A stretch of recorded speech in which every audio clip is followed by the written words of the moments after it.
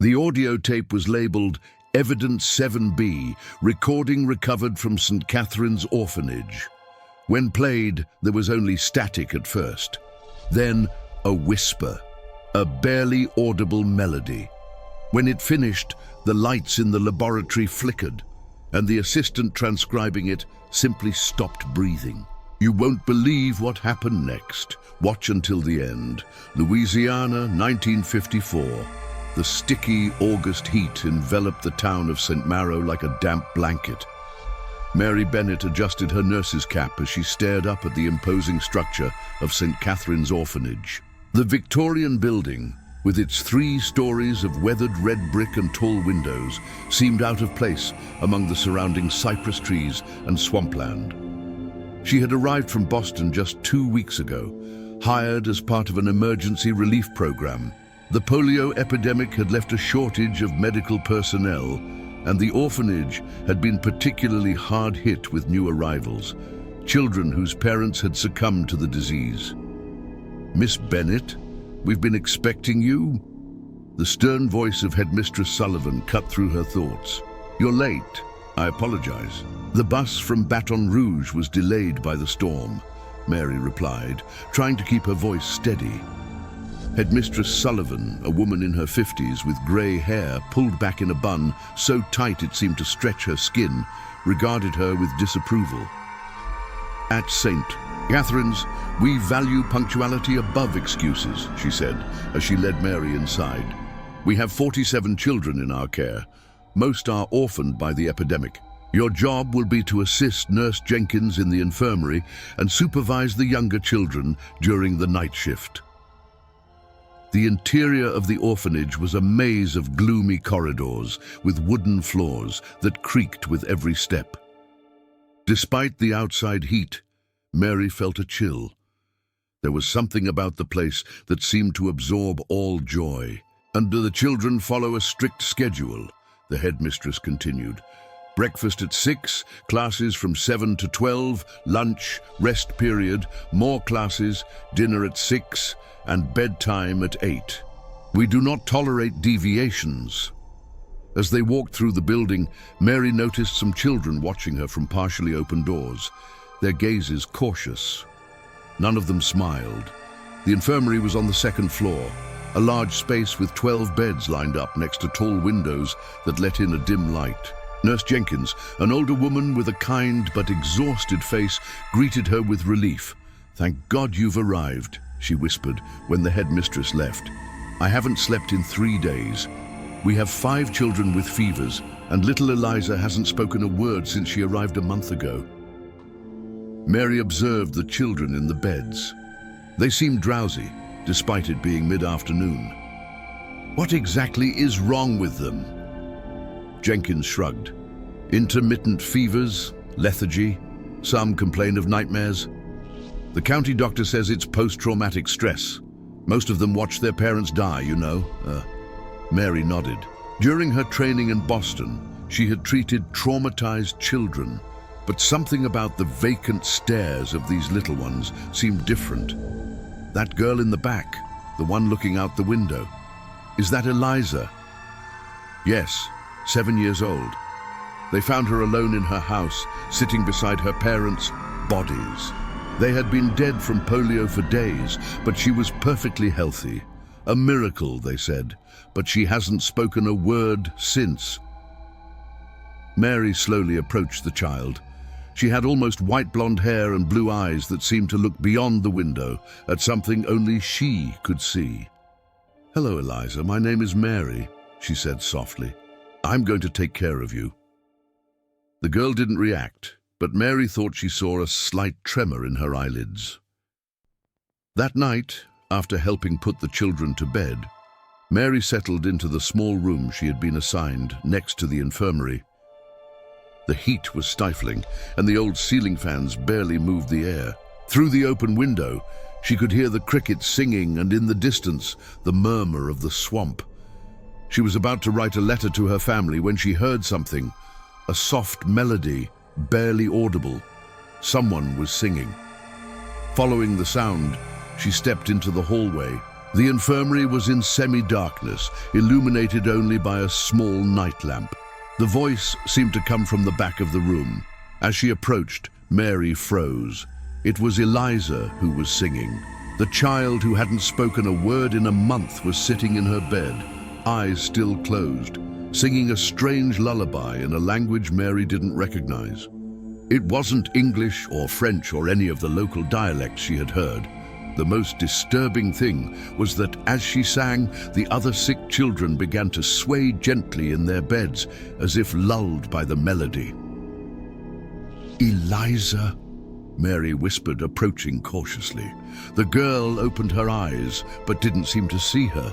Her pupils were so dilated that her eyes looked completely black, and she kept singing in a voice that didn't sound like that of a 7-year-old girl.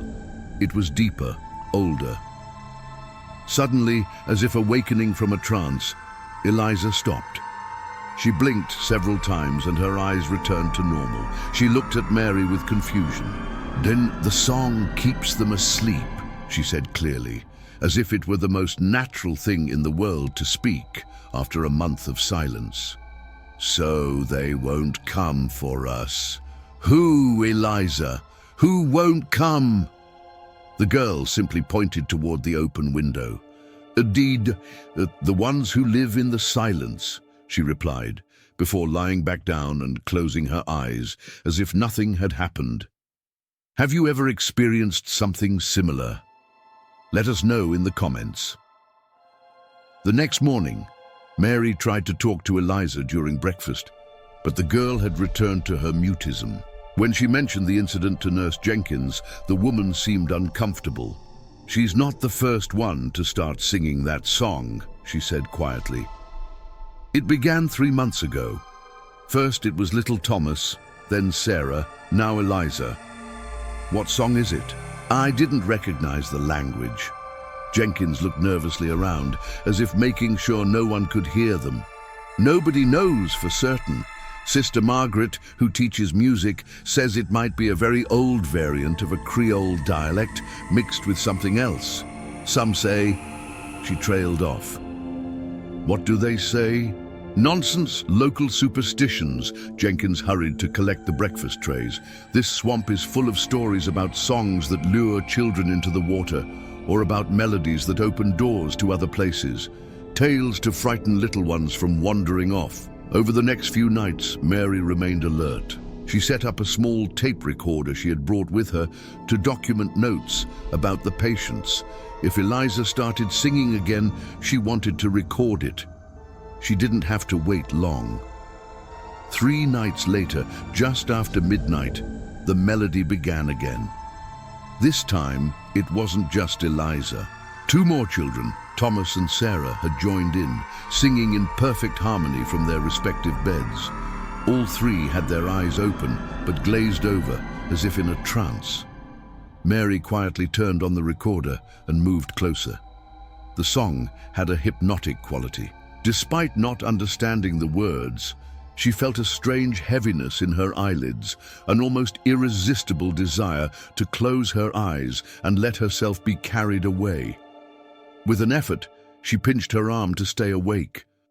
She tried to speak to the children, but they were too absorbed in their singing. The most disturbing thing was that even those who weren't singing had begun to sway rhythmically, as if the melody controlled them. Then she noticed something that froze her blood. In the farthest window, barely visible in the dim light, a figure was watching from outside.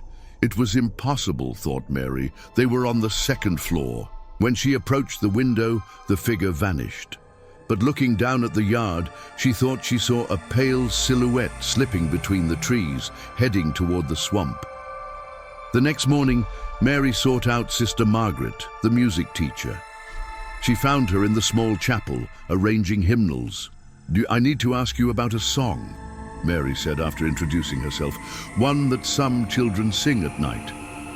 Sister Margaret, a thin woman with wire-rimmed glasses, visibly paled. "You shouldn't pay attention to them," she replied tensely. "It's just a song they pass among themselves, children's things. But the language, it doesn't sound like English or French."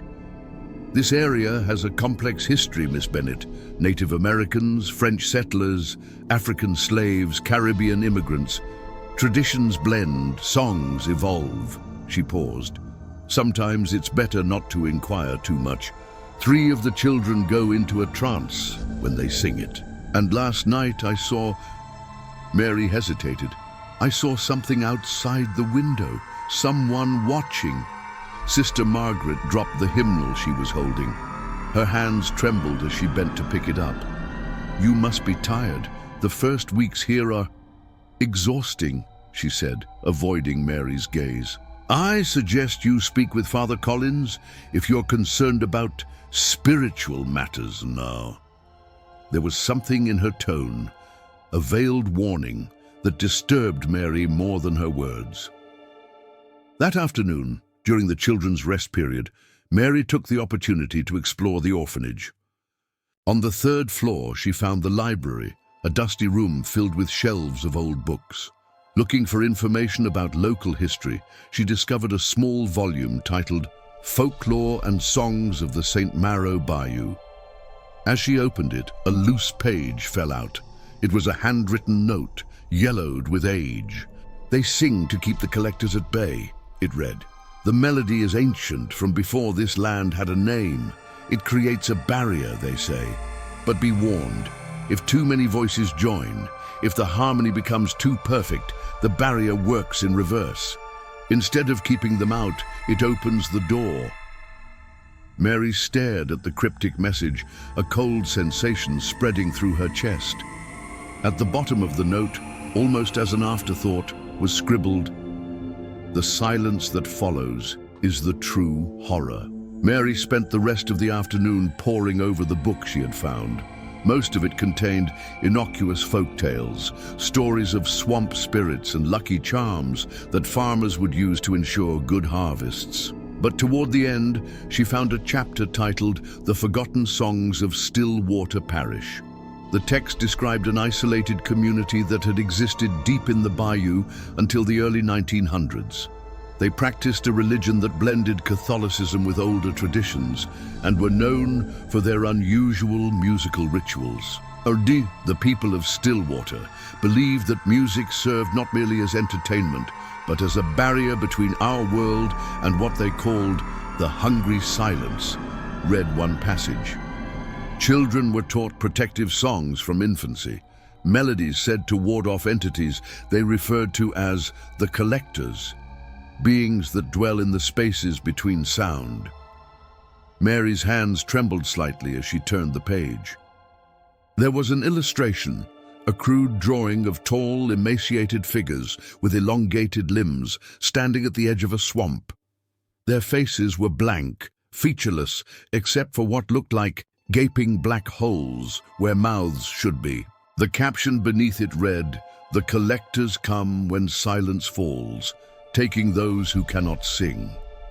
A chill ran down Mary's spine despite the oppressive heat.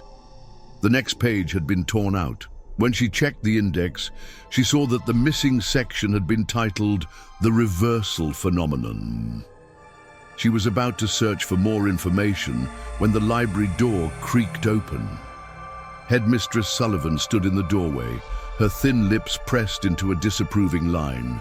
"Miss Bennett, I believe your shift in the infirmary begins in 5 minutes, she said coldly. Her eyes flickered to the book in Mary's hands. I see you've found some local folklore. I wouldn't put much stock in it. The bayou breeds superstition like mosquitoes. Yes, headmistress, Mary replied, closing the book. Then I was just familiarizing myself with the local culture. Culture, Sullivan repeated with a slight sneer. I wouldn't dignify those swamp tales with such a term. St. Catherine's is a place of science and Christian education, Miss Bennett. We discourage flights of fancy. As Mary left the library, she couldn't shake the feeling that the headmistress had been watching her, perhaps even following her. That evening, as she prepared the children for bed, Mary paid special attention to Eliza, Thomas, and Sarah, the three who had sung the strange lullaby the night before. They seemed normal enough during their evening routines, though unusually compliant, almost docile. "Eliza," she said softly as she tucked the girl in, "can you tell me about the song you were singing last night?" The child's blue eyes widened slightly, but she remained silent. "It's okay," Mary assured her. "I'm not upset. I just want to understand." For a moment, she thought Eliza would speak. The girl's lips parted slightly, but then her gaze shifted to something behind Mary. Her face went completely blank. Mary turned to find Nurse Jenkins standing in the doorway. "Time for lights out," Jenkins said with forced cheerfulness. "Dad, these little ones need their rest." Later that night, after most of the staff had retired, Mary set up her tape recorder again and waited. The infirmary was eerily quiet except for the soft breathing of sleeping children and the distant chorus of frogs and insects from the swamp. Around 1 a.m., when she had almost dozed off in her chair, she noticed something odd. The natural sounds from outside had stopped. The night had gone completely silent. Then it began. Not just Eliza this time, or even the 3 children from the previous night. 6 children sat up in their beds simultaneously, eyes open but unseeing, and began to sing.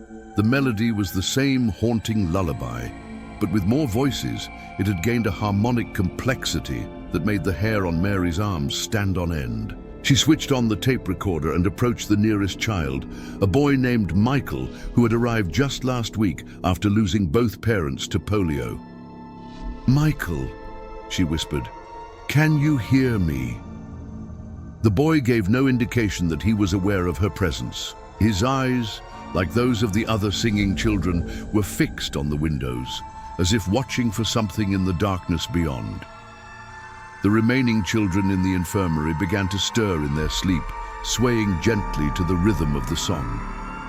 Mary felt that same drowsiness from before washing over her, more powerfully this time.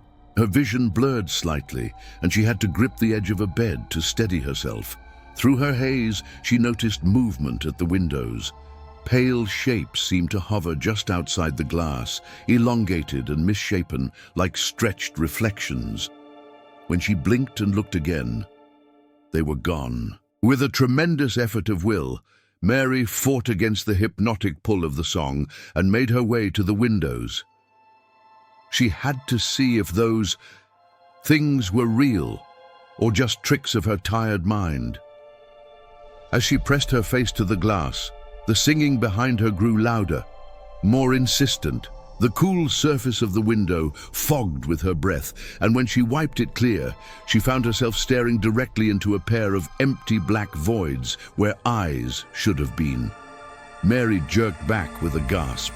The face, if it could be called that, was mere inches from hers on the other side of the glass. It had no features she could discern in the darkness, just those terrible black holes, and what seemed like a gaping maw where a mouth should be.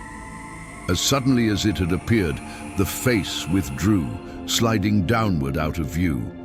The singing stopped abruptly, and all the children lay back down, as if puppets whose strings had been cut. You won't believe what happened next. Watch until the end. Mary spent the rest of the night in a state of agitated vigilance, but nothing further occurred. When morning came, she was exhausted but determined to find answers. Her first stop was Father Collins, whom Sister Margaret had mentioned. She found him in the small chapel attached to the orphanage, preparing for morning mass. Father Collins was older than she expected, perhaps in his 70s, with a full head of white hair and deeply lined face that spoke of years spent outdoors. Unlike Headmistress Sullivan and Sister Margaret, he seemed genuinely pleased to meet her. "Uji, our new nurse from Boston," he said warmly. "How are you finding St. Catherine's, my dear?" Mary hesitated, unsure how much to reveal. "Father, I've noticed something unusual happening with some of the children at night." "The singing," he said, not a question, but a statement. When Mary looked surprised, he smiled sadly. "It's been happening for months now. Started with just 1 or 2, but it's spreading, like a contagion of the spirit." "What is it? What's happening to them?" Father Collins sighed and gestured for her to sit in one of the pews. What do you know about this area, Miss Bennett? Very little, she admitted. I've read some local folklore about entities called collectors. The priest nodded grimly. This bayou has a long memory, longer than the people who live here now. Before the French, before anyone from Europe, there were others. They knew things about this land that we've forgotten or chosen to ignore. He paused, seeming to debate with himself how much to share. The children's song. It's what the old-timers called a barrier melody. The belief was that certain sequences of notes, sung in specific patterns, created a kind of spiritual fence. Protection. Protection from what? From what lives in the silence between sounds, he said softly. The Stillwater community, they lived deep in the bayou, isolated from everyone. They maintained the old ways, the old songs. Every child learned them as soon as they could speak. It was said that as long as someone was singing, their village was safe. What happened to them? Mary asked, though she feared she already knew. They vanished, winter of 1912. A visiting priest went to deliver supplies after a bad storm, found the village completely empty, 43 people gone without a trace, meals still on tables, beds still made. The only clue was a journal belonging to their leader. His last entry simply read, "The harmony is wrong. God forgive us. We've opened the door." Mary felt a chill despite the chapel's warmth. "And you believe this is connected to what's happening at the orphanage?" "I don't know," Father Collins admitted, "but these children, many of them came from families with deep roots in this area. The old songs might be buried in their memories, surfacing now in their grief and trauma. Last night." Mary hesitated, feeling foolish. "Last night I saw something outside the window, a face but not human." Instead of dismissing her as she half expected, the priest crossed himself. "Have you told anyone else?" "No. Who would believe me?" "Keep it that way," he advised. "Headmistress Sullivan doesn't tolerate talk of the old ways, says it encourages superstition and undermines faith." "But you're a priest. Surely you don't—" "I've been in this bayou for 40 years, child," he interrupted gently. "I've learned that faith takes many forms, and that some threats require more than just prayers to combat. The old songs had power, real power. The question is, why are the children remembering them now?" As Mary left the chapel, she felt both validated and more frightened than before. If Father Collins, a man of God, took these stories seriously, perhaps she wasn't losing her mind after all. That afternoon, she sought out one of the older children, a 12-year-old boy named Daniel, who had been at St. Catherine's the longest. Unlike most of the others who had arrived after the polio epidemic, Daniel had been at the orphanage for nearly 5 years. She found him in the small vegetable garden behind the kitchen, pulling weeds. He was a serious child with solemn brown eyes that seemed to belong to someone much older. "Daniel," she said, kneeling beside him, "I wanted to ask you about something." He glanced up at her warily. "Yes, Miss Bennett?" "The song that some children have been singing at night. Have you heard it?" His hands stilled in the dirt. "Everyone's heard it," he said quietly. "Or Darius, it gets inside your head. Do you know what it means, or where it came from?" Daniel looked around cautiously, then leaned closer. "My grandma used to sing something like it. She lived out in Stillwater before they all disappeared. She was visiting relatives in Baton Rouge when it happened, so she wasn't taken." Mary felt her pulse quicken. "Taken by what, Daniel?" "The silence eaters," he whispered. "That's what Grandma called them, said they're always hungry, always listening for when the singing stops, and the song keeps them away." Daniel nodded. "But Grandma had a warning. Said if too many sing at once, especially children with clear voices, it doesn't protect anymore. It calls them. Calls them how? Like a dinner bell." the boy said with chilling simplicity. Mary was about to ask more when Headmistress Sullivan's voice cut through the air. "Miss Bennett, you're needed in the infirmary immediately." Mary hurried back inside to find one of the younger children, a 5-year-old girl named Lucy, lying motionless in bed, eyes open but completely unresponsive. Nurse Jenkins was beside her, taking her pulse. "She was fine at lunch," Jenkins said anxiously. "Then, during rest period, she just went like this. Breathing and heartbeat are normal, but she won't react to anything." Mary examined the child. Lucy's pupils responded to light, but there was no other sign that she was aware of her surroundings. It was as if her mind had simply vacated her body. "When did this start happening?" Mary asked, though she suspected the answer. Jenkins hesitated. "The first case was about 3 months ago, right after the children started singing that song at night. Has anyone ever recovered?" The older nurse's silence was answer enough.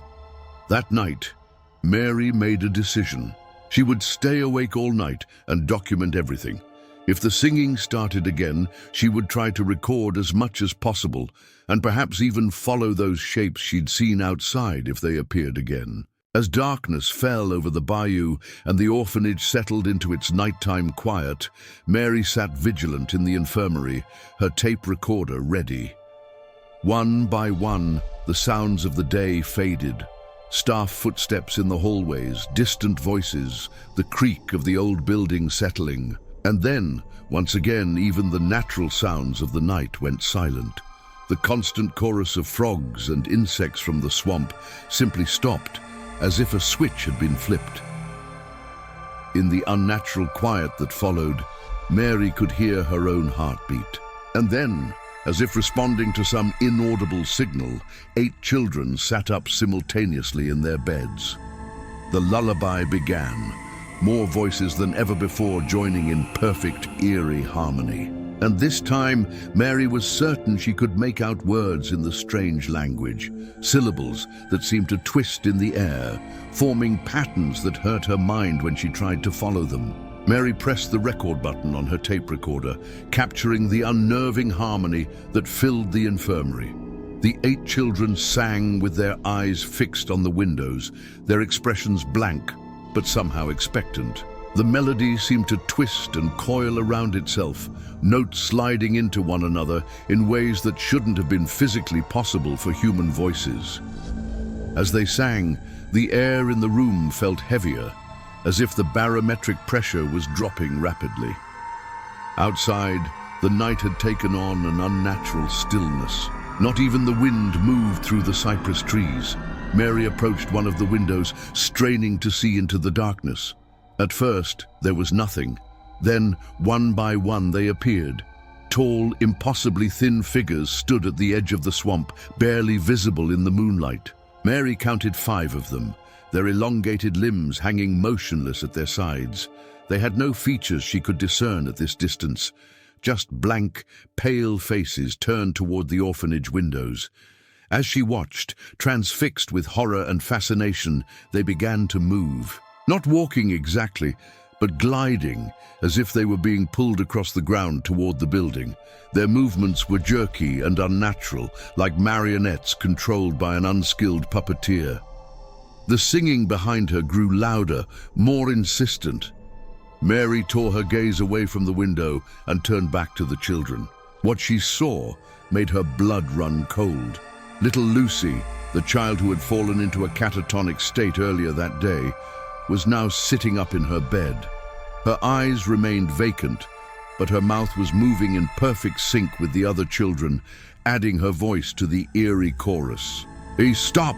Mary whispered, then more loudly, "Stop!" None of the children showed any sign of hearing her. She moved to the nearest child, Thomas, and gently shook his shoulders. "Thomas, wake up, aye!" The boy continued singing, his eyes fixed on the window. When Mary placed herself directly in his line of sight, his eyes simply stared through her, as if she wasn't there. A soft tapping sound drew her attention back to the windows. One of the pale figures had reached the building, and was now standing directly outside, its elongated fingers, too many fingers, tapping rhythmically on the glass. The tapping matched the cadence of the lullaby exactly. Mary backed away, her heart hammering in her chest. The logical part of her mind, the trained nurse who believed in science and medicine, screamed that this couldn't be happening. But the evidence of her own eyes was impossible to deny. She had to get help. Father Collins, perhaps, or even Headmistress Sullivan, despite her skepticism. Mary moved toward the infirmary door, then stopped short. Standing in the doorway was Eliza, the first child she had heard singing. But something was wrong. The girl's posture was rigid, unchildlike, and her head was tilted at an impossible angle. "Eliza," Mary said, trying to keep her voice steady, "you should be in bed." "They're almost here," Eliza replied. But the voice wasn't hers. It was deep, resonant, layered with multiple tones speaking in unison. "The harmony is complete. The door is opening." "What door?" Mary asked, fighting the urge to run. "Eliza, what's happening to you?" The girl's face split into a smile that was too wide for her small features. "Not Eliza anymore. Vessel now. Collector soon." With that cryptic statement, the girl turned and walked away down the darkened hallway, her movements stiff and mechanical. Mary hesitated only a moment before following. The singing from the infirmary continued behind her, but she couldn't leave Eliza wandering alone in this state. As she moved through the corridor, she noticed that the lights were dimmer than usual, as if the electricity was being drained. She found Eliza standing in the central stairwell, looking up toward the third floor. Other children had appeared as well, emerging silently from their dormitories.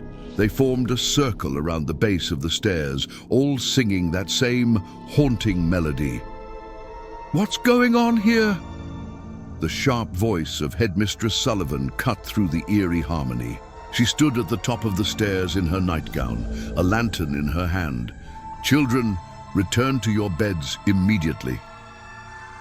None of the children responded or even acknowledged her presence. They continued singing, their eyes now turned upward toward her. "Miss Bennett, what is the meaning of this?"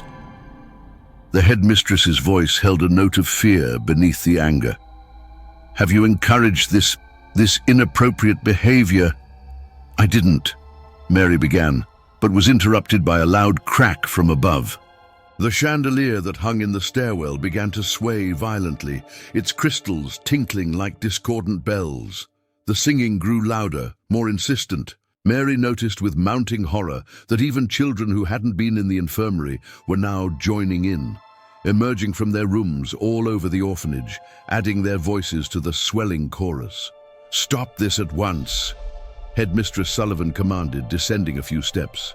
"I'll have all of you punished if—" Her words were cut short as every light in the building simultaneously went out, plunging them into darkness. The only illumination came from Sullivan's lantern and the pale moonlight filtering through the windows. In that moment of darkness, the singing stopped. The sudden silence was more terrifying than the ghostly lullaby had been. For several heartbeats, no one moved or spoke. Then a soft thud from the top of the stairs, and another, slow, deliberate footsteps descending toward them. "Who's there?" Sullivan demanded, raising her lantern higher. "Show yourself." The light revealed nothing on the stairs, yet the footsteps continued, growing closer. The floorboards creaked under the weight of something they couldn't see. Mary felt a small hand slip into hers. It was Daniel, the boy she had spoken to earlier. "The door is open," he whispered. "They're coming through. Have you ever experienced something similar? Let us know in the comments." As if his words had broken a spell, chaos erupted. Children began screaming and running in all directions. Doors slammed. The sound of breaking glass echoed through the building. "Oh, get the children to the chapel," Mary shouted to Sullivan, who stood frozen on the stairs.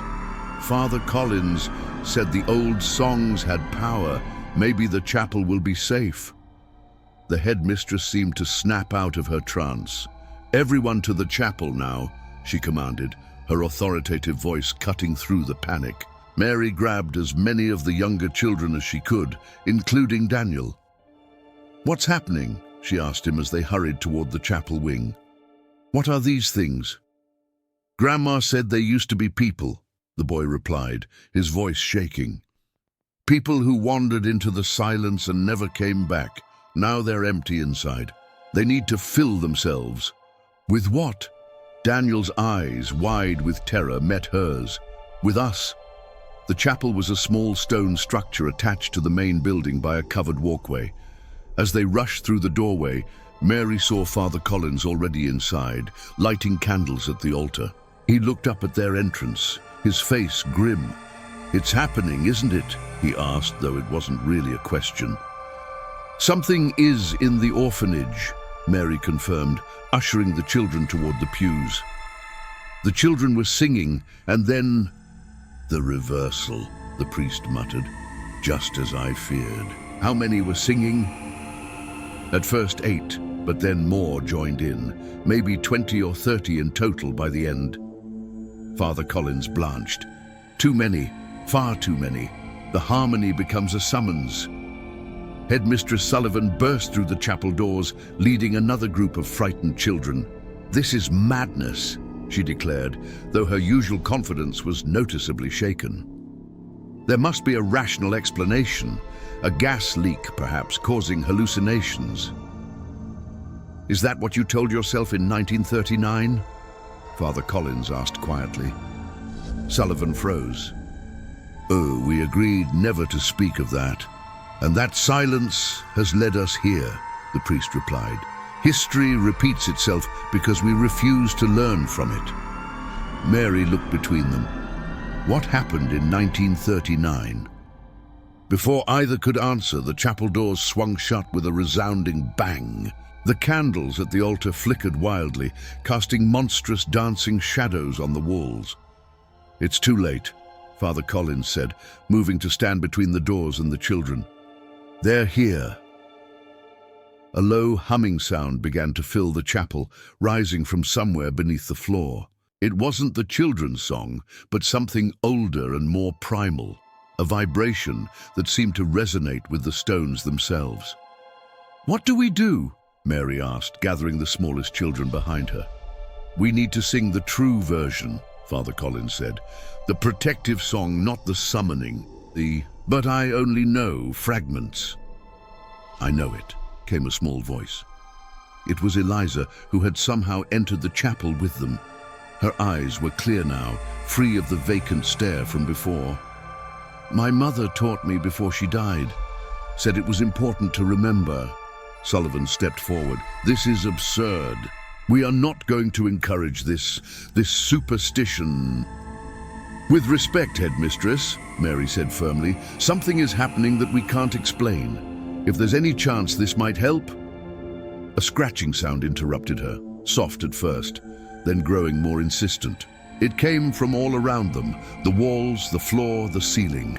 It sounded like dozens of long fingernails dragging across stone and wood. "Sing, child," Father Collins urged Eliza. Quickly. The little girl closed her eyes and began to sing. The melody was similar to what Mary had heard in the infirmary, but subtly different. Where the children's version had felt wrong somehow, discordant despite its harmony, this version flowed naturally, the notes falling into place like puzzle pieces, returning to their proper positions. One by one, other children began to join in, following Eliza's lead. Even Daniel, his voice cracking with fear, added his part to the growing chorus. The scratching at the walls grew louder, more frantic. The doors rattled in their frames as if something was trying to force its way in. "Keep singing," Father Collins encouraged them, lighting more candles. "Don't stop, no matter what you hear or see." Mary watched in awe as the children's voices blended together. This wasn't the unnatural harmony from before. This was something pure and clear, like sunlight breaking through storm clouds. A high-pitched wail rose from beyond the chapel walls, a sound of frustration and rage that made Mary's teeth ache. The scratching turned to pounding, the doors shuddering under invisible blows. And then, as suddenly as it had begun, it stopped. The chapel fell silent, except for the children's song, which continued to fill the space with its protective melody. Mary approached one of the small windows cautiously, peering out into the night. What she saw made her gasp. The grounds around the orphanage were filled with pale, elongated figures, dozens of them, more than she had seen before. They stood motionless, their featureless faces turned toward the chapel. As she watched, they began to retreat, sliding backward toward the swamp as if pulled by an invisible tide. "They're leaving," she whispered. "For now," Father Collins said grimly. "The song pushes them back beyond the veil, but they'll return. They always do." The children continued singing until dawn broke over the bayou, golden light spilling through the chapel windows. Only when the first rays of sunlight touched the altar did Eliza finally stop, the other children following her lead. In the silence that followed, Mary could hear birds singing in the trees outside. Normal sounds returning to a world that had seemed lost to madness just hours before. "It's over," Father Collins said, though he didn't sound entirely convinced. Headmistress Sullivan, who had remained silently watching throughout the night, finally spoke. "The children need rest, as do we all. We will discuss what happened in the morning." As the children were led back to their dormitories, Mary noticed something troubling. While most seemed merely exhausted from their ordeal, 5 of them, including little Lucy, who had been catatonic, walked with the same stiff, unnatural gait that she had seen in Eliza during the night. Their eyes, when they glanced at her in passing, were not the eyes of children. They were ancient, empty, patient. "Father," Mary said quietly, drawing the priest aside, "I don't think it's over at all." Father Collins followed her gaze to the affected children. "No," he agreed softly. "I fear it's only beginning." As they left the chapel, Mary couldn't shake the feeling that they were being watched, not from outside the orphanage now, but from within. Something had gotten in during the night, something that was now wearing the faces of children. The morning after their night in the chapel, a strange calm settled over St. Catherine's. The children attended breakfast and classes as usual, though many were subdued and exhausted.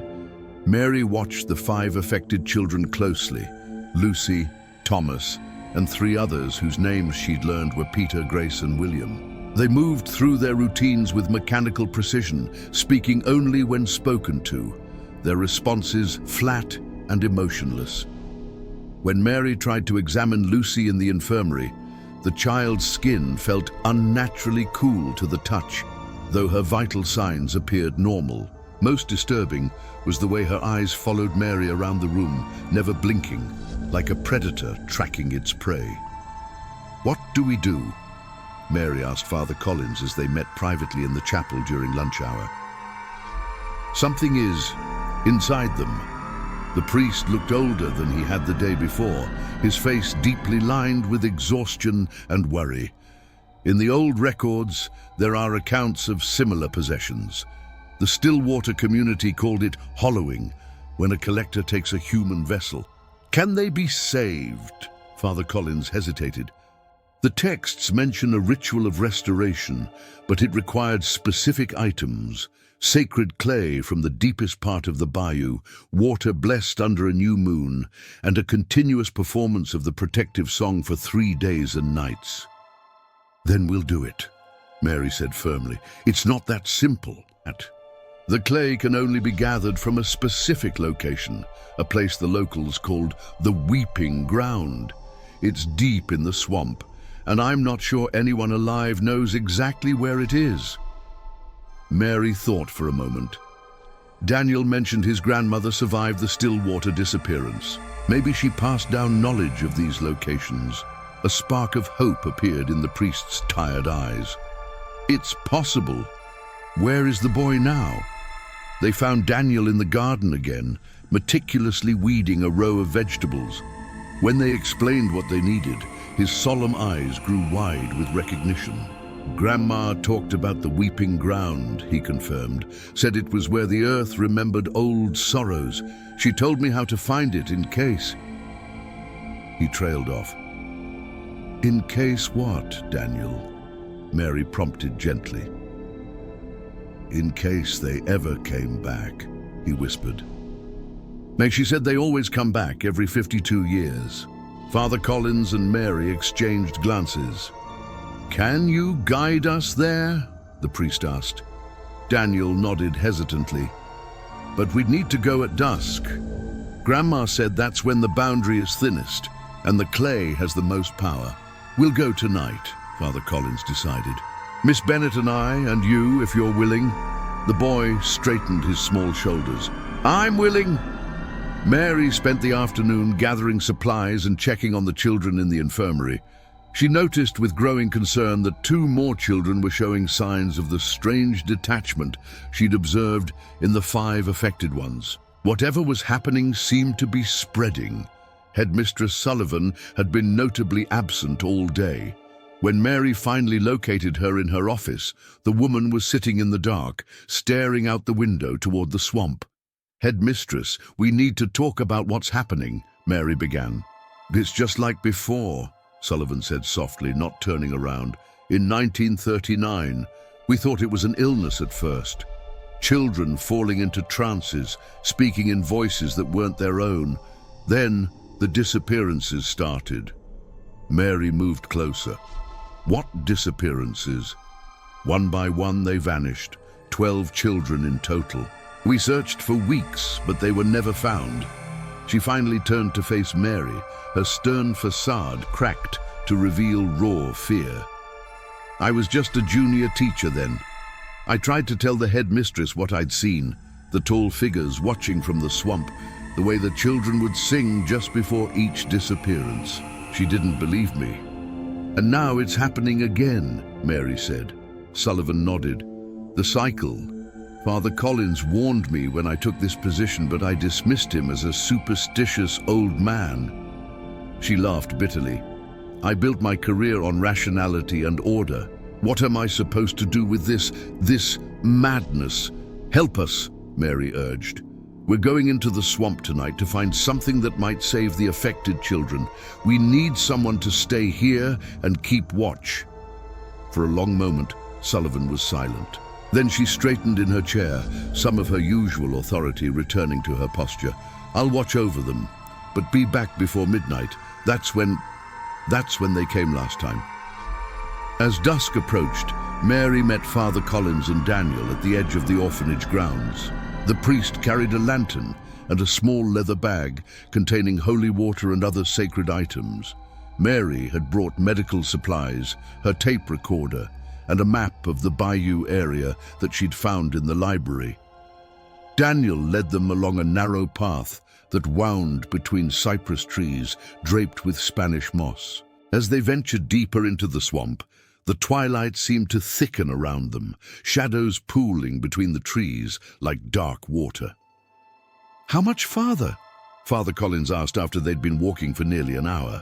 The swamp sounds, frogs, insects, and the occasional splash of something moving in the murky water surrounded them, creating a constant natural symphony.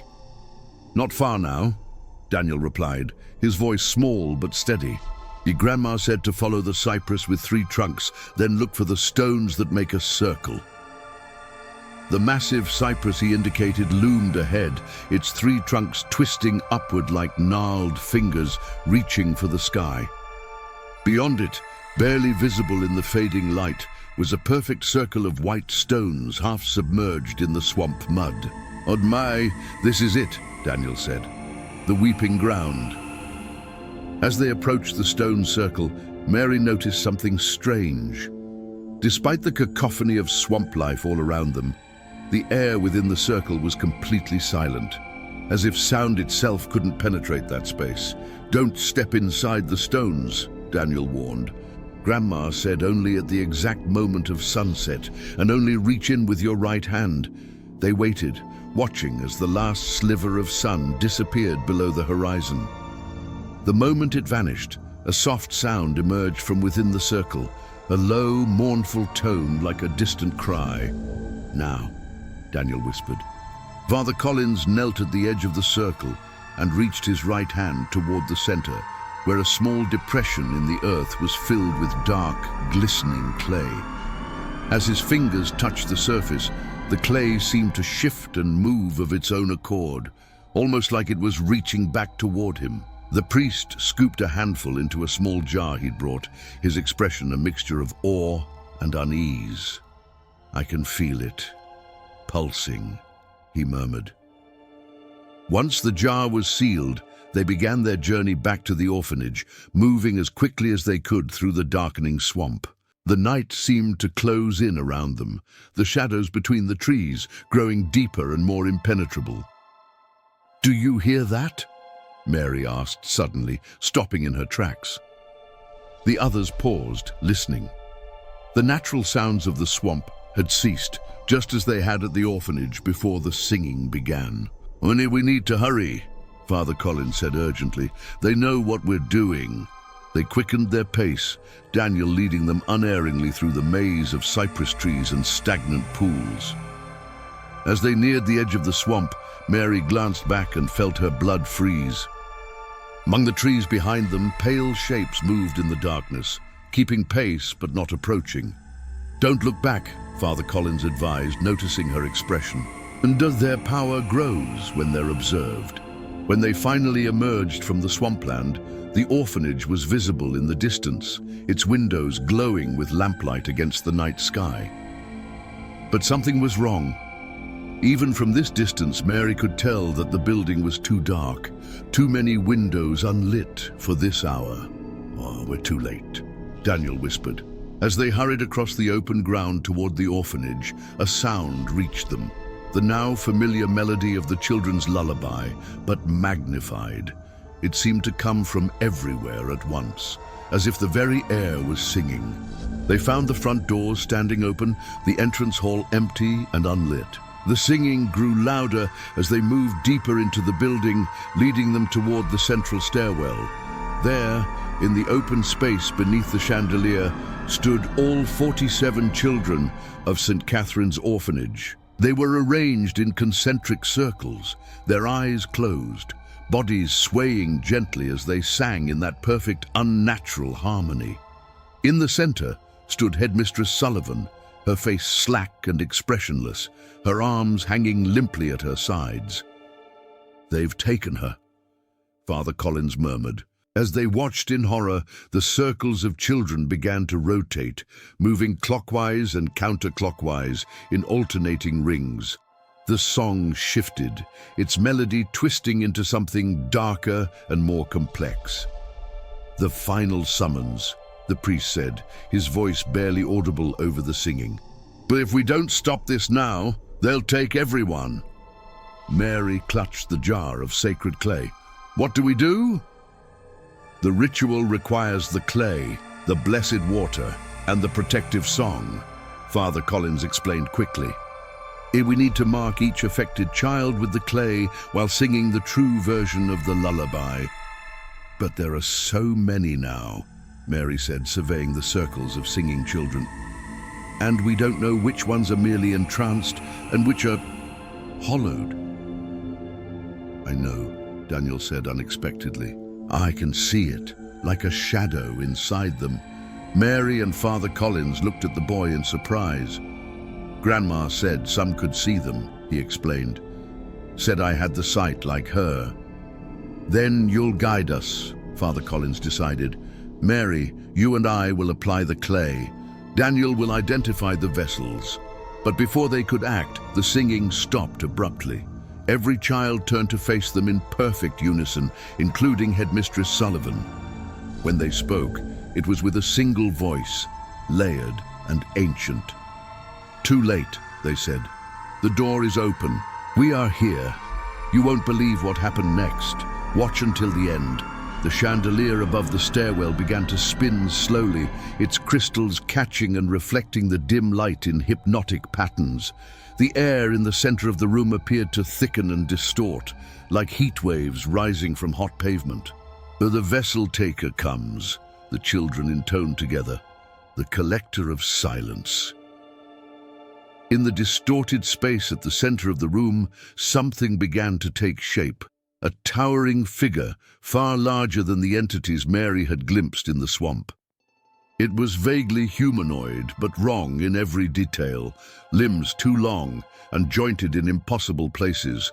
A torso that seemed to fold in on itself, and where a head should be, only a gaping void of absolute darkness. Father Collins stepped forward, holding his crucifix before him. In the name of all that is holy. The entity made no sound, but a wave of force emanated from it, knocking the priest backward. The jar of sacred clay flew from Mary's hands, shattering on the floor. "No!" she cried, dropping to her knees to gather what she could of the spilled clay.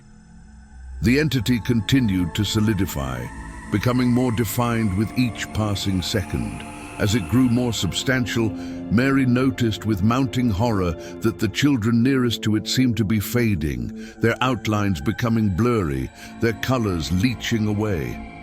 "It's feeding on them," Daniel whispered, his eyes wide with terror, "taking their everything." In that moment of desperation, Mary remembered something, the recording she'd made of the children singing the protective version of the lullaby in the chapel. She pulled her tape recorder from her bag and pressed play, holding it up toward the entity. The pure, clear melody that had driven back the collectors the night before filled the room. The entity paused in its materialization, the void where its face should be turning toward the source of the sound. "It's working," Father Collins said, struggling to his feet.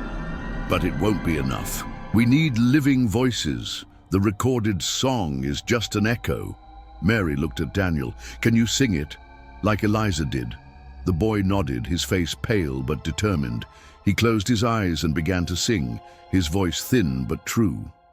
Father Collins joined in, his deeper tones providing a foundation for the boy's higher notes.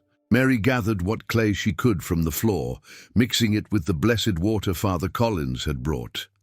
As Daniel and the priest maintained the protective song, she began moving through the circles of children, marking the foreheads of those Daniel indicated with quick nods. Each time the clay touched an affected child, their rigid posture would momentarily relax, their eyes clearing for just an instant before glazing over again. It was working, but too slowly. The entity continued to solidify, the children nearest to it now so faded they were nearly transparent. The air in the room grew colder, a frost beginning to form on the windows and walls. Mary reached Headmistress Sullivan last. The woman's eyes were completely black, her skin ashen and dry. When the clay touched her forehead, she let out an inhuman shriek that echoed through the orphanage. The entity reacted violently, its form rippling and distorting. The void at its center seemed to deepen, pulling at the light around it like a black hole. The children's circles broke apart as many fell to their knees, clutching their heads. "Hey, keep singing!" Mary shouted to Daniel and Father Collins, who were visibly struggling to maintain the melody against the psychic onslaught. In desperation, Mary did the only thing she could think of. She began singing too, adding her voice to theirs. She didn't know the exact words, but she followed the melody, harmonizing instinctively. As she sang, she felt something stir in the air around them, a presence that wasn't malevolent like the entity, but protective. The temperature in the room began to rise, the frost receding from the windows. More voices joined them, children who had broken free from the trance, adding their pure tones to the protective song. Even Eliza, her eyes clear and determined, took her place beside Mary, her small voice cutting through the chaos with surprising strength. The entity began to lose cohesion, its form wavering like a mirage. The void at its center contracted, pulling inward as if collapsing under its own weight. With a sound like the intake of breath by a giant, it imploded, leaving behind nothing but a cold spot in the air. The affected children, those Mary had marked with the clay, collapsed like puppets with cut strings. Headmistress Sullivan was the last to fall, her body crumpling to the floor with a finality that made Mary rush to check her pulse. "She's alive," Mary confirmed, feeling the faint but steady beat beneath her fingers. "They all are." As the protective song faded, a profound silence filled the orphanage. Not the unnatural quiet that preceded the collectors, but the peaceful stillness of a crisis past. "Is it over?" Daniel asked, his voice small and exhausted. Father Collins surveyed the room, his experienced eyes searching for any sign of the entities. "For now," he said. "But they'll be back, in another cycle, in another 52 years. Then we'll be ready," Mary said, rising to her feet. "We'll preserve the knowledge, the true song. We won't let it be forgotten again." In the days that followed, the affected children and Headmistress Sullivan gradually recovered, though none had any memory of what had happened. Mary insisted on documenting everything: the lullaby, the ritual, the location of the weeping ground. Father Collins helped her create a detailed account that would be sealed in the church archives, to be opened again when the cycle returned. The official explanation for what newspapers called the saint. Catherine's incident was a gas leak that caused mass hallucinations and temporary catatonia. Most were content with this rational explanation, eager to forget the inexplicable events of that night. But Mary knew better. She kept her tape recordings of the lullaby, both versions, and made copies that she distributed to trusted individuals across the country. The knowledge would not be lost again. On her last day at St. Catherine's, before returning to Boston, she visited Eliza one final time. The girl was playing in the garden, looking like any normal child, the trauma of her experience erased from her memory. "Will you remember the song?" Mary asked her quietly. "Even if you don't know why it's important." Eliza looked up at her with clear blue eyes. "Some things you don't forget," she said simply. "They become part of you." Mary nodded, satisfied. She left St. Catherine's Orphanage that afternoon, carrying with her both the burden of knowledge and the responsibility of remembrance. If you want to hear more whispers from the darkness, follow this channel. The next story might be closer than you imagine. Archivist's Note, 2006. The preceding account was found among the personal effects of Mary Bennett following her death in 2004, at the age of 76. It was accompanied by several damaged audio tapes and a jar of what appears to be ordinary clay. Of particular note is that Mary Bennett died exactly 52 years after the events she described at St. Catherine's Orphanage. According to her caretaker, her last words were, "They're coming, the cycle returns." St. Catherine's Orphanage closed in 1972 and was demolished in 1980.